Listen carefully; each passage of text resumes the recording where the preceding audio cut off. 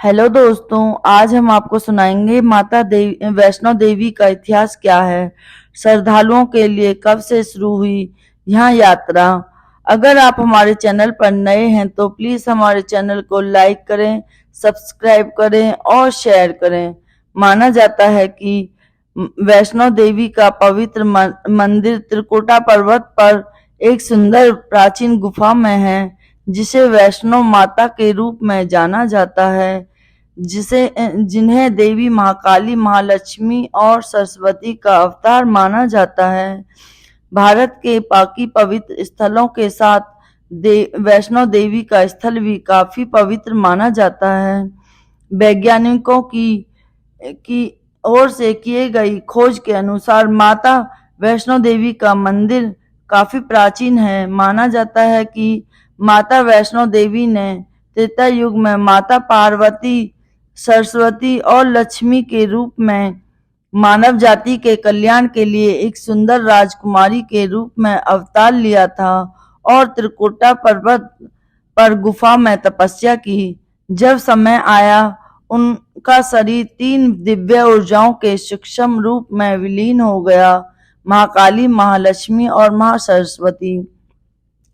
माता वैष्णो देवी के एक बड़े भक्त, जो लगभग 7 शताब्दी पहले रहते थे, श्रीधर, और उनकी पत्नी देवी को माँ को पूरी तरह से समर्पित थे। जहाँ एक बार श्रीधर को एक सपने में माता के दर्शन हुए। माता ने सपने में श्रीधर से भंडारा कराने के लिए कहा, लेकिन श्रीधर खराब स्थिति के चलते इस बात से चिंतित थे कि वो ये आयोजन कैसे करें। जिनकी चिंता में वे पूरी रात जगे रहते और फिर सब किस्मत पर छोड़कर सुबह होने पर लोग वहां प्रसाद ग्रहण करने के लिए आने लगे।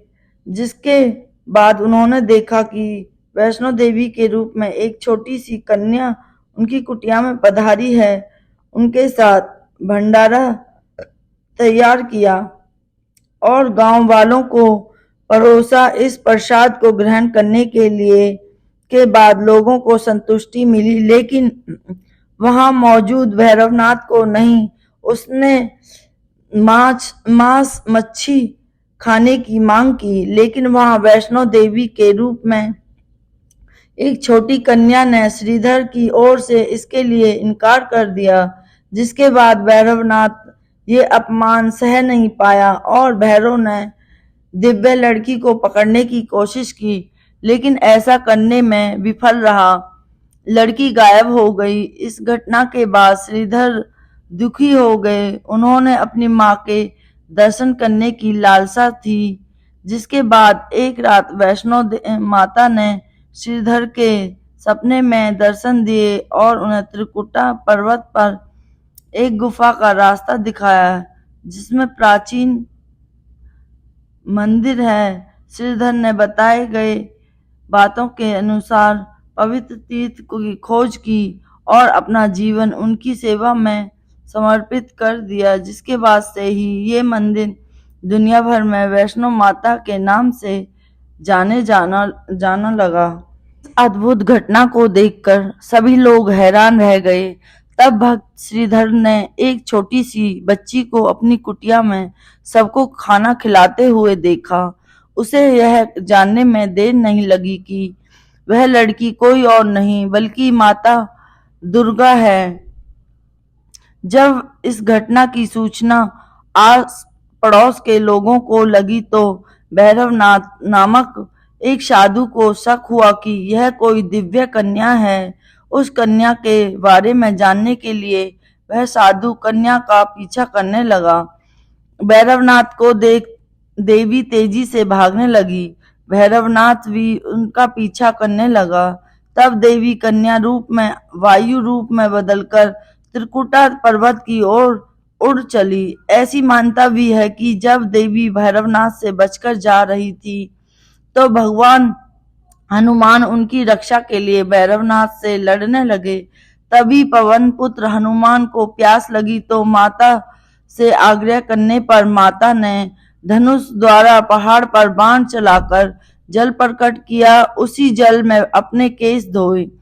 जब देवी भागते भागते थक गई तो एक स्थान पर रुककर पीछे मुड़कर भैरवनाथ को देखने लगी। उसी स्थान पर माँ दुर्गा की चरणों के निशान बन गए। इस स्थान को चरण पादुका नाम से पूजा जाता है। जब कन्या रूपी माता ने भैरवनाथ को समझाने की कोशिश की, परंतु जब वह नहीं माना तो माता उससे बचने के लिए उसी पर्वत की गुफा में जाकर छिप गईं।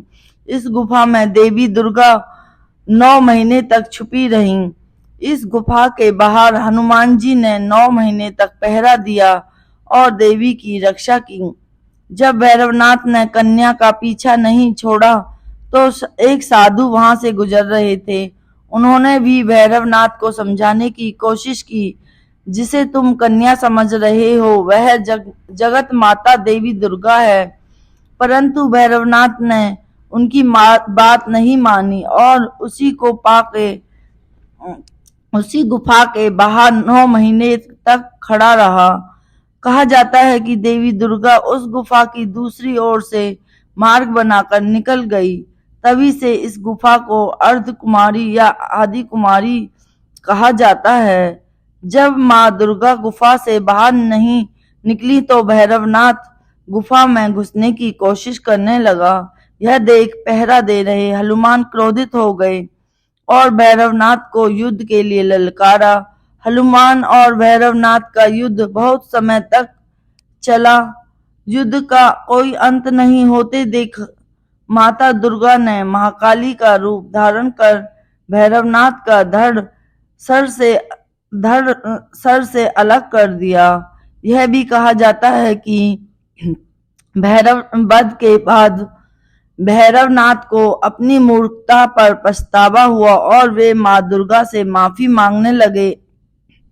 माता वैष्णो को भैरवनाथ पर दया आती है, इसलिए उन्होंने भैरवनाथ को माफ कर दिया और उन्हें पूर्व जन्म के चक्र से मुक्ति प्रदान की।